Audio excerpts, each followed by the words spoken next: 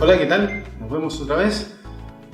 Somos los profesores de la Universidad de Santiago, don Eric Pulgar, Humberto Bastidas, quien le habla. Y no sé, recuerdo si le prometimos o no, pero íbamos a hacer una prueba en realidad en un laboratorio y vamos a hacer medidas eléctricas. Estamos en la Facultad Tecnológica de la Universidad de Santiago. Y tenemos preparados unos equipos que ahí vamos a ver para poder hacer, como les decía, medidas eléctricas específicamente de las variables clásicas nuestras, que son voltaje, corriente, y no sé si algo de parámetros específicos como podría ser la capacidad de un condensador, la resistencia y la inductancia. Así que eso para comenzar, pues aquí tenemos todo preparado. El profesor Eric nos va a explicar algo ahí y ahí vamos a tratar de apoyarlo en lo que se pueda. Hola, como decía el profesor Humberto, vamos con algunos elementos bastante simples a explicar de la mejor manera posible los parámetros eléctricos. Vamos a armar un circuito y medir sus variables principales utilizando los instrumentos más comunes, por así decirlo, en este tipo de mediciones. Así que, bueno, vamos a hacer eso y a trabajar en eso. Ahora, la primera etapa de esto va a ser mostrarles o presentarles los componentes y equipos que vamos a utilizar. Como decíamos al principio, son los elementos básicos que forman un circuito. Esto todo con un fin más que nada didáctico. Todo circuito tiene una fuente de alimentación. En el caso nuestro va a ser este autotransformador, también es conocido como el variac, que es un elemento que nosotros le vamos a aplicar energía por una entrada primaria y a través de bobinados internos nos va a entregar una cierta cantidad de voltaje en la salida o secundaria. Y ese valor, esa magnitud va a estar controlada por este selector, por este variador. ¿Cómo vamos a saber qué valor necesitamos? Midiendo directamente aquí el voltaje o en este pequeño voltímetro que aparece acá. Ahora vamos a ver los componentes del circuito, llamémoslos, que vamos a formar la carga o el consumo de la energía. En primer lugar vamos a ver un inductor o bobina, también conocida, que consiste en un enrollado de alambre, en este caso alambre esmaltado, un esmalte que tiene la característica que es aislante de la corriente eléctrica, ¿cierto? Tiene una alta resistencia y permite formar este arreglo que comúnmente se conoce como bobina. La característica principal que tiene es que al circular una corriente variable a través de ella, induce una tensión entre sus terminales. Esta es una bobina simple, no está acoplada con otra. Como comentario, el transformador es un arreglo de bobinas donde una bobina induce sobre la otra, lo que produce que podamos tener una entrada de cierto valor de voltaje y a la salida tener un voltaje más alto o menor del que ingresó. Esto es por el fenómeno de inducción electromagnética. El segundo elemento que vamos a analizar es el condensador o capacitor, que tiene la característica de que es capaz de almacenar energía, se carga. Esa es su gran función. En este caso tenemos una capacidad bastante grande para lo que es un condensador de 4 microfaradios. Esta característica, quizás como un comentario, hay que tener algún cierto nivel de precaución con estos elementos, porque si eventualmente queda cargado y yo toco ambos terminales, él se va a descargar en mi mano. Por eso hay que tener algunas precauciones. Tanto la bobina como el condensador son conocidos como elementos reactivos, ¿ya? Que tienen la característica de que por su forma de funcionamiento producen un desfase entre la corriente y el voltaje que circula por ellos. Bueno, y finalmente dejamos para el último lugar la clásica resistencia, que es comúnmente conocida como el consumo de los circuitos eléctricos, que en este caso tenemos una resistencia, llamémosla de potencia, porque aguanta una buena cantidad de corriente, y que la característica de este dispositivo es que es una resistencia variable, ¿ya? ¿Cuál es la característica? Que yo puedo, como dije, es variable, yo puedo manejar el valor de resistencia que puedo obtener entre un mínimo. ¿Podríamos hacer una prueba, profesor, midiendo directamente con el...? Por supuesto. Bien, como dijo el profesor Pulgar, vamos a medir resistencia. Entonces, para medir resistencia utilizamos un instrumento, que en este caso es un multímetro. Se llama multímetro porque permite medir distintas variables eléctricas, pero no es llegar y medirnos. Primero, debemos colocar los terminales dependiendo de dónde vayamos o qué vayamos a medir. Por ejemplo, si miramos estas clavijas, aquí se indica en símbolo, por ejemplo, el símbolo dB de voltaje y el símbolo omega, que son ohm, resistencia. Entonces, si yo quiero medir resistencia, por lo menos uno de los terminales va a ir ahí. El siguiente terminal, necesita dos, el siguiente terminal va a ir en el común, que sería ese. Y ahí ya tendríamos los terminales colocados. Pero además de eso, si ustedes se fijan, el instrumento tiene diferentes escalas. Aquí hay un selector, ¿ya? En este caso está en off, está apagado, digamos, y las diferentes escalas. Off, después aquí, si ustedes observan bien, hay una V, y sobre la V hay como una culebrita arriba, ¿ya?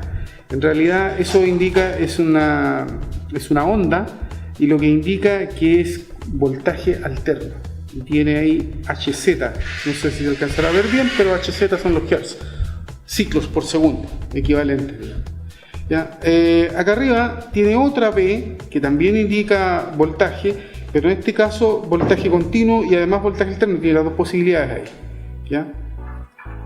Y seguimos hacia acá. Bueno, acá tiene una escala más pequeñita de milivolt. En algunos casos los valores de voltaje son muy pequeños, entonces necesitamos cambiarlo de escala e indica milivolt. Pese a que igual este instrumento en forma automática cambia algunas escalas, ¿ya? De acuerdo al voltaje que está detectando. Seguimos hacia acá y en la escala, en este caso de color blanco, omega, ahí están los ohm, es decir, la resistencia. Ahí tendríamos que colocar el instrumento si queremos medir resistencia. Por lo tanto, lo configuramos, lo colocamos ahí y estaría disponible para medir resistencia. Bueno, uno puede seguir con el instrumento para conocerlo un poquitito más.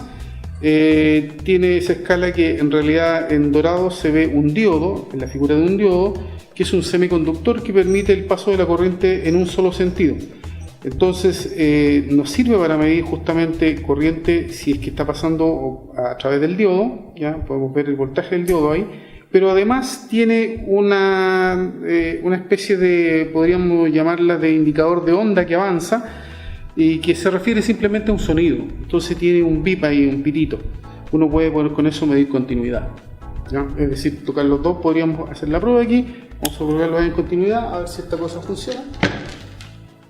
Y tocamos aquí, debería sonar. Eso significa que hay continuidad eléctrica entre estos puntos. Yo estoy tocando uno con otro, evidentemente estoy haciendo un contacto y lo indica con un sonido, ¿ya?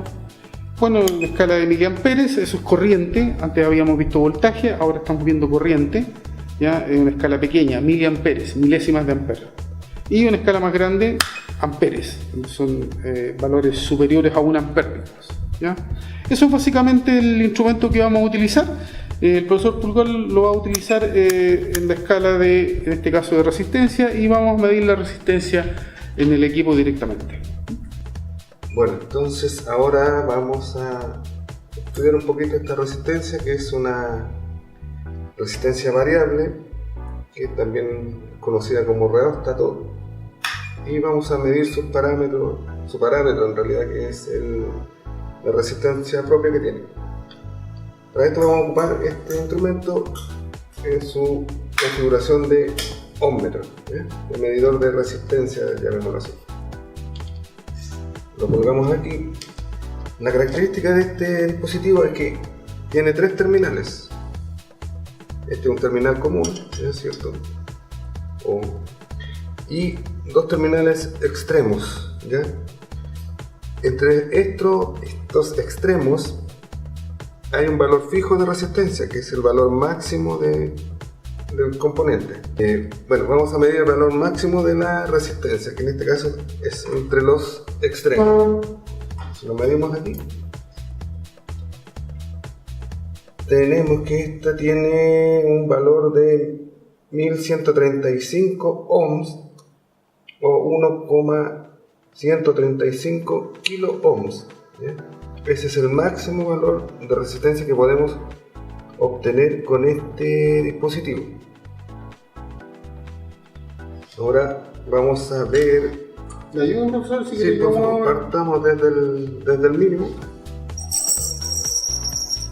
y vamos a mostrar cómo va creciendo el valor. Lo dejamos en el valor mínimo, que tiene en este caso un ohm. Está, por así decirlo, es como si hubiéramos juntado los 2 terminales del instrumento de medición. Ahora, profesor, por favor, vaya desplazando. Y que el profesor está aumentando la resistencia a medida que avanza. Por ejemplo, dejémosla ahí. Ahí en este caso se detuvo en 387 ohms. Y podemos hacer la prueba de llevarlo al final y ver que... O establecerle, ¿quiere un valor redondito para que se vea o no? Bueno, dejémoslo en 500 ohms. Sí puede. ¿Cómo está la precisión? No es fácil. Esto es muy típico. No es fácil llegar al valor exacto. Hay unas décimas ahí que no voy a poder. Por ahí yo creo que lo que más podemos hacer. Ahí fijamos un valor de 500 ohms con una pequeña tolerancia, en este caso de 0,8 ohms. Y ahora podemos llevarlo hasta el final, que debería ser muy similar al valor que medimos en la primera. Ahí. 1144 ohms. Está muy cercano al valor que tomamos entre los extremos de la resistencia.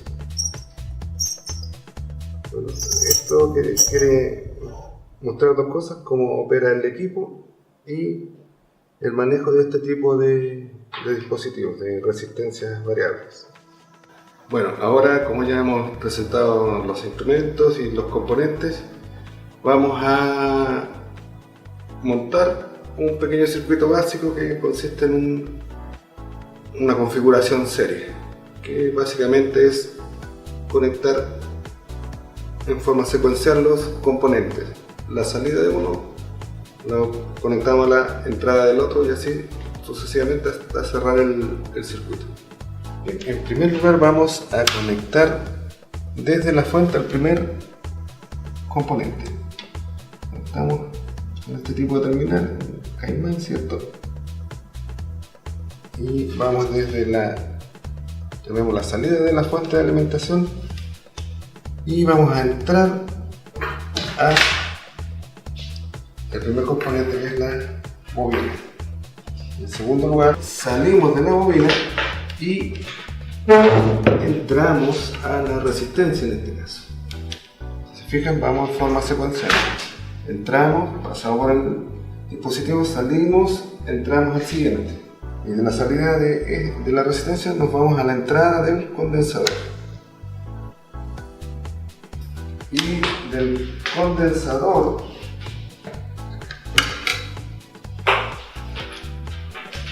vamos a cerrar el circuito a la fuente.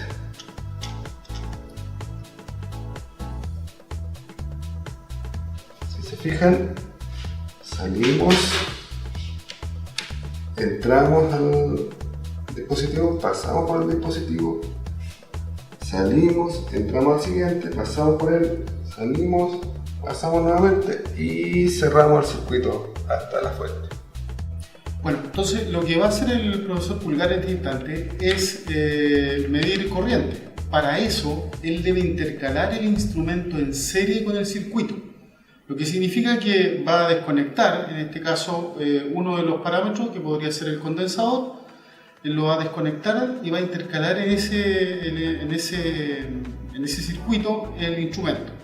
Para ello, indudablemente que debe configurar el instrumento como medidor de corriente.